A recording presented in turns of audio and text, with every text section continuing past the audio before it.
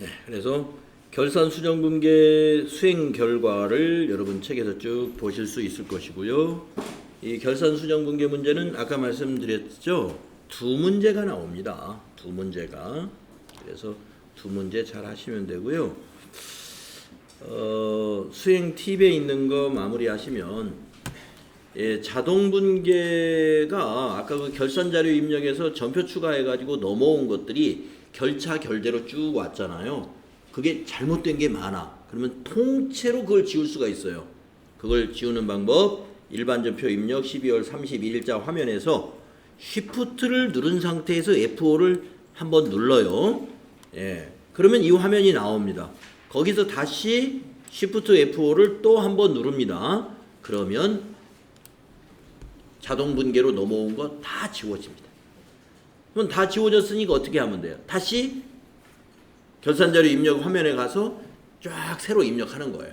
그리고 다시 전표 추가. 이렇게 하시면 되는. 시험에서 이렇게 할 일은 없겠지만 실무에서는 이렇게 할 일도 있겠죠.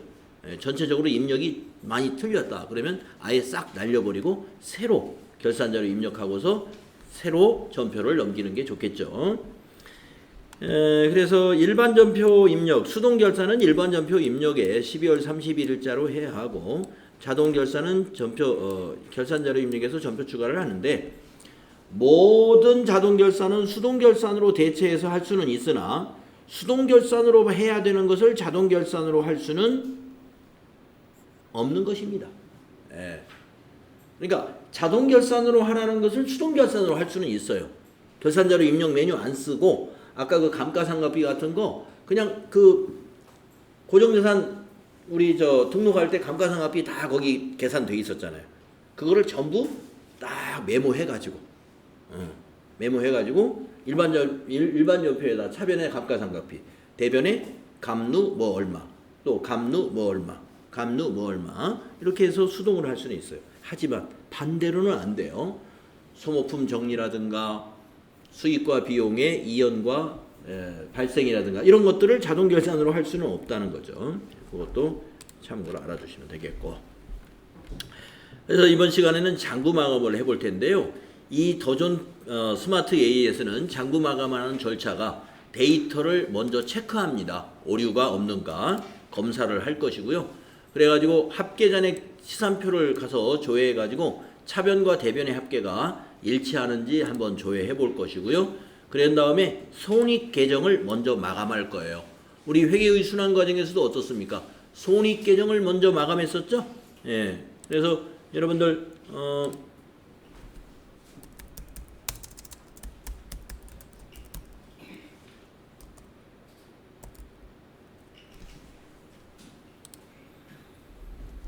여러분들 우리 개강하자마자 앞부분에서 이렇게 쫙 인쇄해가지고 이거 연습했던 거 기억나실 겁니다. 그래서 우리가 손익계정 마감할 때 여러분 분계 수익계정과 비용계정을 어디로 대체했어요?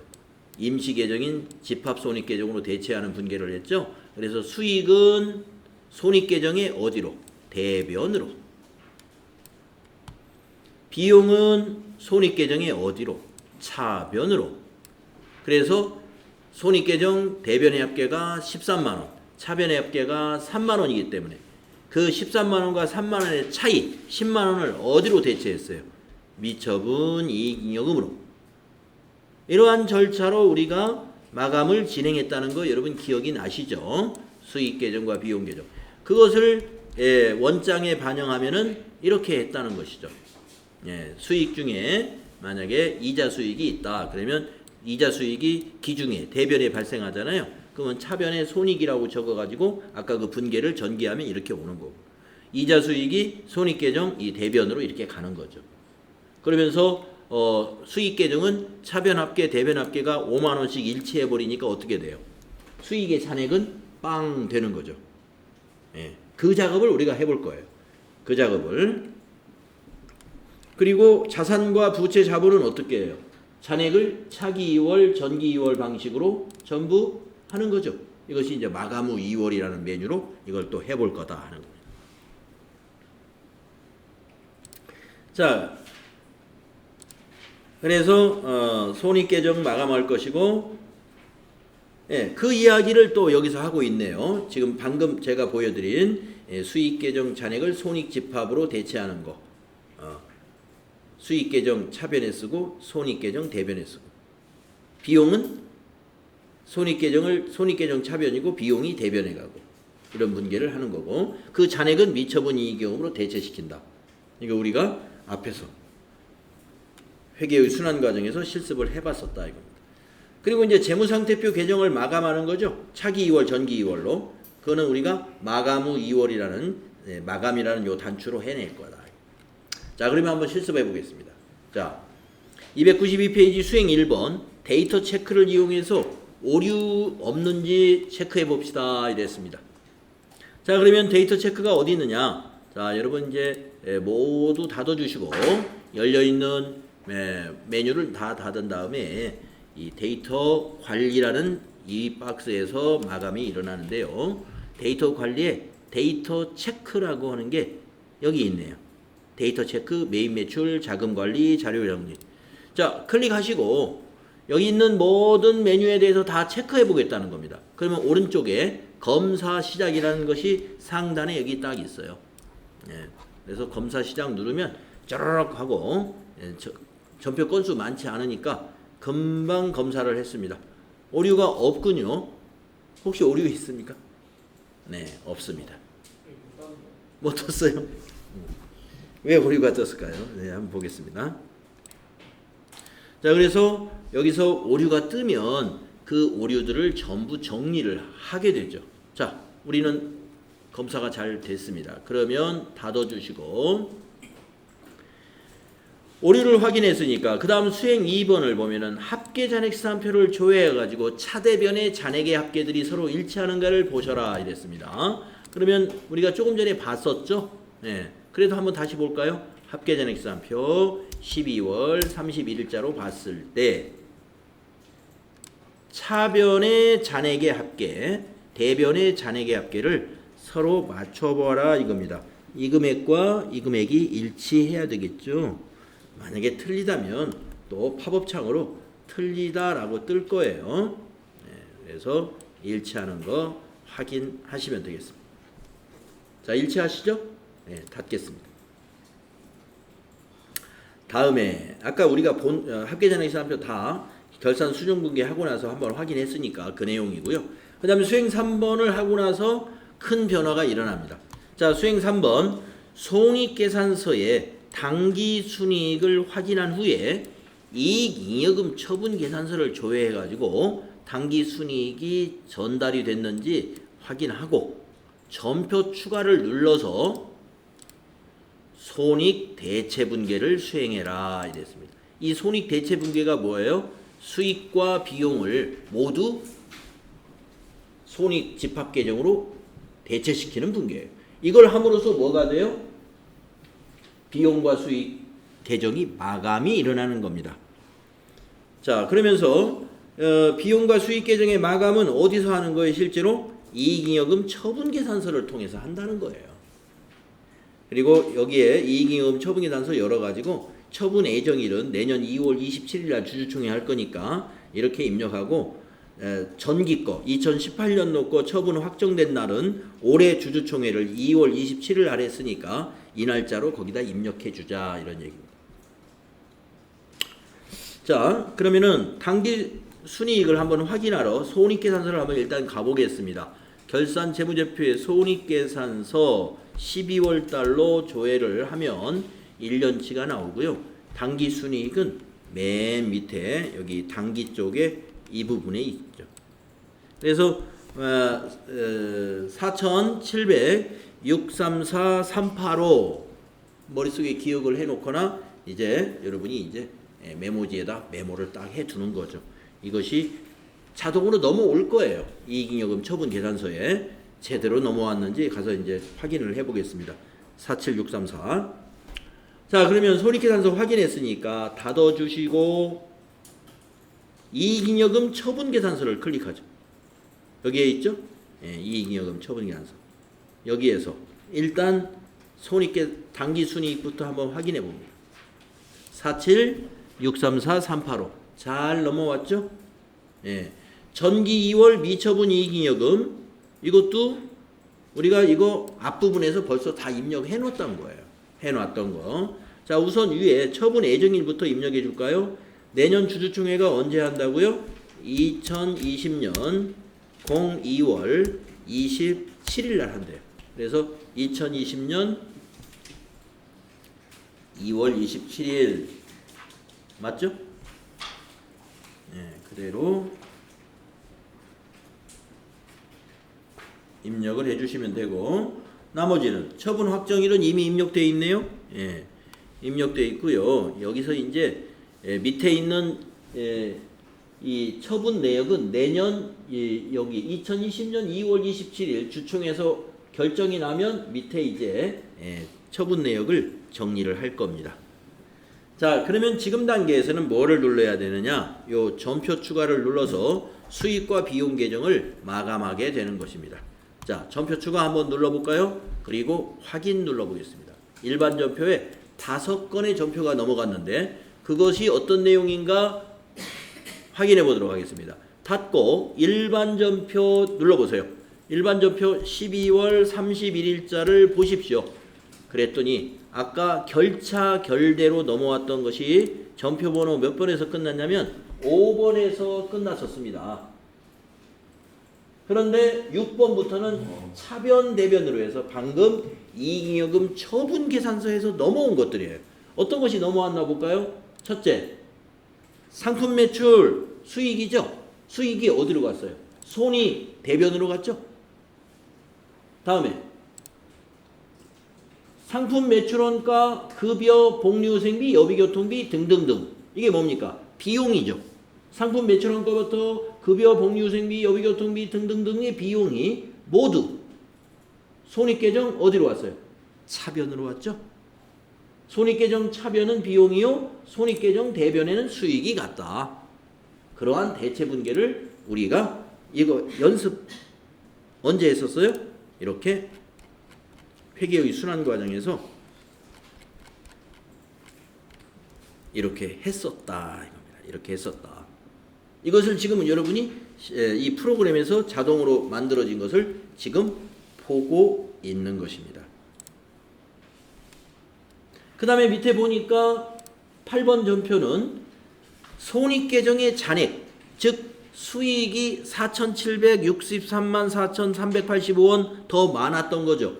이게 당기순이익에서 아까 손익계산서에서 확인한 그 금액이에요. 그 금액이 어디로 가요? 자본으로 가죠. 미처분 이익여금. 자본으로 대체되죠. 그래서 이제 자본의 변동이 일어나는 거예요. 이게 기말 자본이 이제 바뀌게 되는 거죠. 당기순이익만큼 이익잉여금이 증가하게 된다. 그것도 우리가 언제 했습니까? 이거 했잖아요. 요 10만 원이 미처분 이익여금 자본의 증가로 간다. 그 다음에 이제 31번, 9번 전표는 뭐냐? 2월 이익잉여금, 그 다음에 미처분 이익잉여금. 자, 2월 이익잉여금이 어디로 가야 돼요? 미처분 이익잉여금으로 2월은 2018년도에 2월 된 이익잉여금. 미처분 이익잉여금으로 더해져야 되겠죠. 그래서 당기의 미처분 이익잉여금 4,700과 전기의 이 전기에서 2월 된 미처분 이익잉여금 5,000을 더해가지고 합치면 9,700이에요. 이 9,700을 또 어디로 보냈느냐? 10번 전표에서 보면은 미처분 이익잉여금이 이제는 내년으로 2월 돼야 되니까 내년도 재무상태표에는 2월 이익잉여금이라고 표시해라 하고 미처분 이익잉여금을 2월 이익잉여금이라는 계정만 대체시킵니다. 계정과목 명칭을 바꿔주는 작업이 요 분계. 그래서 여러분 전기분 재무상태표 우리가 입력하는 문제가 나오면 어떻게 합니까? 미처분 이익잉여금이라고 지난해 재무상태표는 그렇게 인쇄가 되어 있지만 기초자료 입력할 때는 2월 이익잉여금으로 계정과목 바꿔서 입력해야 됩니다. 그랬죠? 예, 이 분계가 자동으로 됐다면 그렇게 입력할 필요가 없어요. 그런데 우리는 수동으로 입력할 때는 이 분계가 전달이 안 됐잖아요. 그래서 바꿔서 입력해 주는 거예요. 수기로 입력할 때. 근데 이거 제대로 반영됐으면 그걸 안 한다 이겁니다. 네. 그래서 왜 하느냐 하는 것들을 여러분이 여기 일반 조표에 와서 우리가 그동안 회계의 순환 과정에서 그때 수기로 연습했던 것이 매우 중요하다고 한 게 이런 얘기입니다. 이런 것들을 수기로 하는 게 아니라 아까처럼 단추 눌러서 자동으로 해버리니까 이거 자기도 몰라 이거 어떻게 했는지. 공부 안 한 사람이 이거 하면 알겠어요? 모릅니다. 그냥 단추 누르니까 그냥 된 거예요. 그런데 여러분은 이걸 설명할 수 있어야 된다. 이걸 설명할 수 있어야 된다. 자, 이해를 잘 하신 것 같고요. 그렇게 해서 이제 어디까지가 됐느냐. 네, 수행 3번까지 했죠? 이제 수행 4번. 재무상태표 개정의 2월을 위한 마감 후 2월을 해라. 이제 이게 진짜 이제 끝나는 거예요. 그러면 어떻게 하느냐. 자, 이제 일반 조표 닫고 여기 마감 후 2월 데이터 관리 맨 밑에 있습니다. 이거 클릭하셔서 이러한 장부를 전부 마감하겠다는 거예요. 그래가지고 6기 거를 어디로? 7기로 2020년 1월 1일부터 12월 31일 7기로 2월 시켜주겠다 이런 얘기입니다. 그럼 뭐가 2월이 될까요? 수익과 비용은 이미 끝났죠. 제로가 됐으니까. 지금 잔액이 남아있는 게 뭐예요? 자산, 부채, 자본. 거기에다가 거래처별 원장. 그 다음에 받으러움, 지급어음 이런 보조장들. 네. 거래처별 원장, 보조장. 이런 차기로 2월 돼야 될 것들이 있단 말이에요. 또 고정자산 등록한 거. 업무용 수용자 등록한 거. 이것도 그대로 내년으로 가지고 가야 되죠. 예, 그런 것들을 넘기는 작업이 마감 후 2월입니다. 그래서 요 단추를 눌러서 합니다. 마감 한번 눌러볼까요? 위에 있는 마감 누르면 네, 본 기능은 실무 버전에서만 제공합니다. 이렇게 안내 나오죠. 실무에서는 이게 되는 거고 우리 연습에서는 이게 안 된다 이거예요. 확인 누르면 그냥 여기 마감만 뜹니다. 자, 확인 누르면 실제로는 2월 안 됐어요.